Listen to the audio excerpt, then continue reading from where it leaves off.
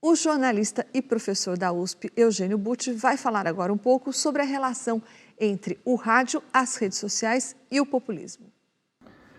Populismo, rádio, televisão, cinema, redes sociais. Essas esferas são indissociáveis. A liderança populista, para se estabelecer, depende da existência e da instrumentalização de meios de massa poderosos, caros, complexos, mas sobretudo caros. Se nós pensarmos em Getúlio Vargas, que é o paradigma do populismo no Brasil, nós vamos lembrar que ele criou a Voz do Brasil, que nasceu com o nome de A Hora do Brasil, uma ferramenta sem sentido hoje, mas que está aí até hoje. Ele construiu a grandeza e a pujança da Rádio Nacional, que era o centro do imaginário brasileiro nos anos 30, 40, uma coisa notável.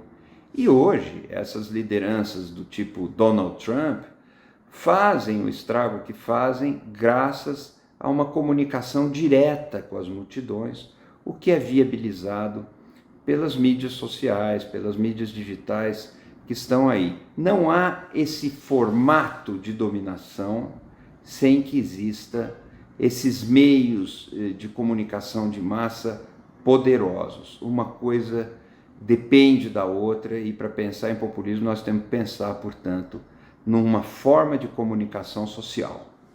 Então, Thaís, acho que o Eugênio Butti, ele sintetiza completamente essa questão. E eu, na verdade, sou daqueles que acredito que entender o populismo pelo viés da comunicação social esclarece um pouco mais o que ele é do que entendê-lo por uma tentativa de nuances ideológicos, né? Populismo é, sem dúvida nenhuma, um empobrecimento semântico, uma liderança demagógica, que depende de certas características carismáticas, que, como você mesma disse, oferece soluções simples para problemas complexos.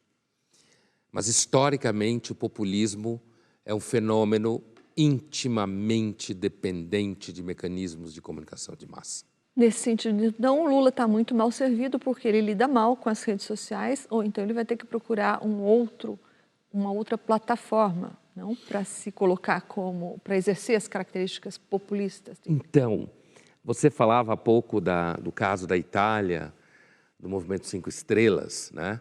Mas o caso da recém-eleita a Meloni, a Giorgia Meloni, que também tem um manuseio de redes sociais bastante... A Europa Ocidental não chega aos pés do Brasil, dos Estados Unidos, Índia e outros países em termos de saturação de redes sociais e hiperativismo nas redes. Mas a Meloni, ela teve uma presença em redes sociais importante, né? E os italianos, durante a campanha da Meloni, falavam dessa coisa de que também na França, né, no caso da Marine Le Pen, de como a chamada extrema-direita europeia, o Bolsonaro no Brasil, o Trump nos Estados Unidos, né, como eles têm tido uma maior performance em redes sociais. Mas é importante notar que a política continua complexa.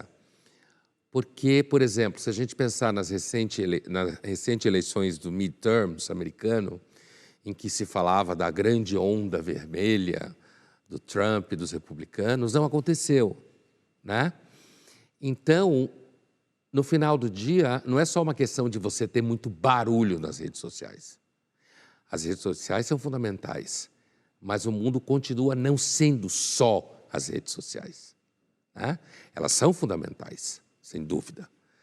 Mas a sua pergunta sobre Lula versus Bolsonaro, bolsonaristas, no Brasil, se repete esse mesmo fenômeno.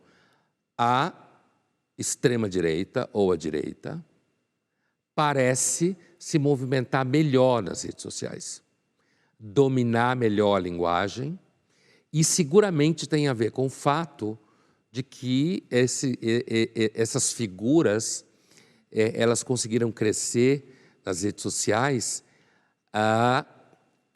como inclusive uma reação ressentida ao fato de não encontrarem representatividade na mídia profissional, vista como normalmente de esquerda, pessoas de elite, gente metida, né? E que, nesse sentido, as redes sociais seriam uma ferramenta para dar voz ao povo.